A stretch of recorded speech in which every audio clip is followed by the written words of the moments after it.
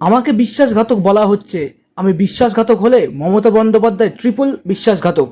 বহরমপুরে সাংবাদিক বৈঠকে দাবি ভরতপুরের বিধায়ক হুমায়ুন কবিরের। 2026-এ তৃণমূলের পতন হবে রাজ্য থেকে, হুঙ্কার দিলেন হুমায়ুন কবির। বহরমপুরে সাংবাদিক বৈঠকে আর কি দাবি হুমায়ুনের? যে সিপিএম এর 34 বছরের শাসনকালের থেকে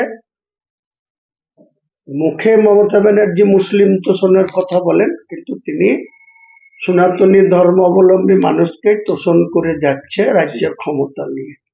কারণ তার প্রমাণ ভরি ভরি আছে, তথ্য দিয়ে বলবো। সেদিনকে ছিল 558টা বাংলায় RSS এর শাখা অফিস।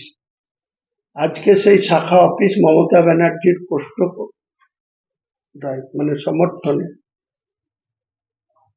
ডাইরেক্ট ইনডাইরেক্টের সমর্থনে, তার প্রশাসনদের সমর্থনে, দেখেও না দেখার ভান করে 12,000 বাংলার, যেখানে 37% মুসলমানের বাস, গোটা বাংলার মুসলমানদেরকে বলবো যে অকর্মণ্য তোলাবাজ দুর্নীতিগ্রস্ত সরকারটাকে বিদায় করতে হবে।